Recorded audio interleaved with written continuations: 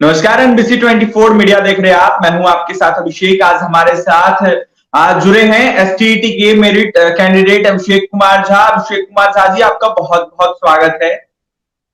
नमस्कार नमस्कार, आपका भी बहुत बहुत स्वागत है जी, आपसे कुछ सवाल रहेंगे एसटीईटी को लेकर। जिस तरीके से देखा जाए तो बीपीएससी के अभ्यर्थी जो है आंदोलन किए थे और कहीं ना कहीं बिहार के मुख्यमंत्री नीतीश कुमार ने उस पर संज्ञान ले लिया। वहीं आप लोग भी लगातार आंदोलन कर रहे हैं और आप लोगों की मांग पूरी नहीं हो रही, क्या कुछ कहिएगा? जी। आप इस प्रश्न को उठाने के लिए बहुत बहुत धन्यवाद। जिस तरीके से बीपीएससी मामले में विज्ञापन के बाद चयन प्रक्रिया में बदलाव किया गया था, जिसके कारण रोड पे लोग आंदोलन किए, तो सीएमओ खुद इन्वॉल्व होके इस मामले को सॉर्ट आउट किए कि खेल के बीच में नियम नहीं बदले जाते हैं।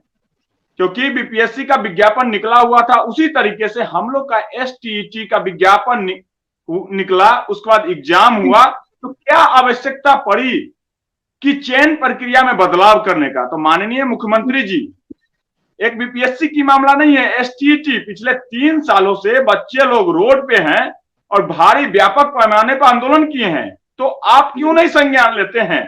क्योंकि ये एक शिक्षक ही राष्ट्र का निर्माता होता है, राष्ट्र का निर्माण शिक्षक के द्वारा होता है। तो आप एसटीईटी मामले पे आप संज्ञान लीजिए और जल्द से जल्द इस मुद्दा को सॉर्ट आउट कीजिए, क्योंकि पिछले 3 साल से एसटीईटी कैंडिडेट रोड पे ही हैं, न कि स्कूल में, जबकि उनको स्कूल में होना चाहिए था। तो विज्ञापन निकलने के बाद क्या आवश्यकता हो गई थी कि विज्ञापन के साथ छेड़छाड़ हुआ? मानते हैं, चलिए छेड़छाड़ हुआ, फिर भी आपकी बात मैंने माना, आपने 26 जून का लेटर निकाला, तो क्या आप जल्द से जल्द एसटीईटी मार्क्स पे नहीं कर सकते हैं? सीट बढ़ाइए, लीजिए एसटीईटी मार्क्स पे, दोनों आप ही के हाथ में है। या तो 26 जून को लेटर को हटाइए या एसटीईटी मार्क्स पे करके सबको लीजिए, हमको कोई आपत्ति नहीं, लेकिन आप इन्वॉल्व तो होइए। चलिए, शिक्षा मंत्री से मिल रहे हैं, क्या कुछ बातें हो रही है? अभिषेक झा जी बताइएगा। शिक्षा मंत्री से भी कल मिलने गए थे। शिक्षा मंत्री जी से जो बातें हुई है, शिक्षा मंत्री जी बोले हैं कि अभी अभी मंत्रालय हमको मिला है, हमको तो समझने बूझने में समय लगेगा, 15 दिन का समय दिया जाए। मैंने माननीय से कहा कि आप 15 दिन नहीं 20 दिन ले लीजिए, लेकिन जो बेहतर काम होगा वो कीजिए।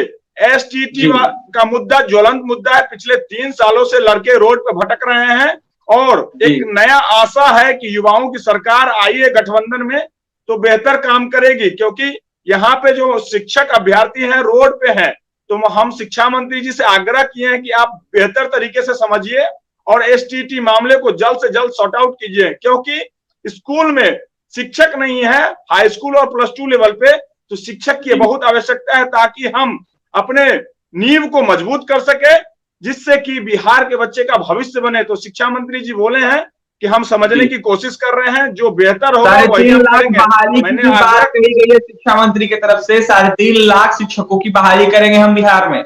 बीते दिनों बयान ये आया था शिक्षा मंत्री का। एक बार सवाल को रिपीट कीजिएगा, आपकी आवाज थोड़ा स्लो। 3.5 लाख शिक्षकों की बिहार में बहाली करेंगे शिक्षा मंत्री, ऐसा बयान आया था बीते दिनों। अच्छा, ये शिक्षा मंत्री जो बयान दिया 3.5 लाख की, अच्छी बात है, हम इसका स्वागत करते हैं, बहुत अच्छी बात है। लेकिन सबसे पहले आप हाई स्कूल +2 लेवल से चालू कीजिए, क्योंकि जो हाई स्कूल और +2 लेवल पे है वो 6 to 8 भी पास है, प्राइमरी भी पास है। तो होता क्या है कि अगर नीचे लेवल से अगर रिक्रूटमेंट करते हैं तो क्या होता है कि जो हाई स्कूल और +2 लेवल पे पास है वो लोग भी नीचे भर देते हैं, तो सीट भर जाती है। जब हाई स्कूल और +2 लेवल की जब बहाली आती है तो क्या करते हैं कि प्राइमरी वाला छोड़ के फिर अपर में आ जाता है, हाई स्कूल में आ जाते हैं, तो क्या होता है सीट वैकेंट हो जाती है। तो मेरा राय है और सलाह भी है मंत्री जी से कि आप पहले एडवर्टाइजमेंट निकालिए, सबका फॉर्म भरवाइए ऑनलाइन तरीके से, लेकिन पहले +2 और हाई स्कूल, उसके बाद 6 to 8 तब प्राइमरी। इस तरीके से करने से क्या होगा कि बेहतर शिक्षक जाएंगे और सीट वैकेंट नहीं होगी, क्योंकि सब में पास है तो सीट वैकेंट हो जाती है, क्योंकि प्राइमरी और 6 to 8 सभी में चले जाते हैं। इसलिए शिक्षा मंत्री जी से विशेष का आग्रह किए हैं कि पहले आप +2 और हाई स्कूल को भरिए, उसके बाद 6 to 8 भरिए, उसके बाद 1 to 5 भरिए। यही वो करने के लिए चाह भी रहे हैं। मैंने अपने टीम के साथ उनसे बात भी की है कि इस तरीके से जब होगी तो 3.5 लाख आप बेहतर तरीके से भर सके, नहीं तो फिर जैसे 6 छठे चरण में 1 to 5 में 90,000 सीट थी, 42,000 ही लड़के पहुंच पाए, क्योंकि पैटर्न ही गलत था।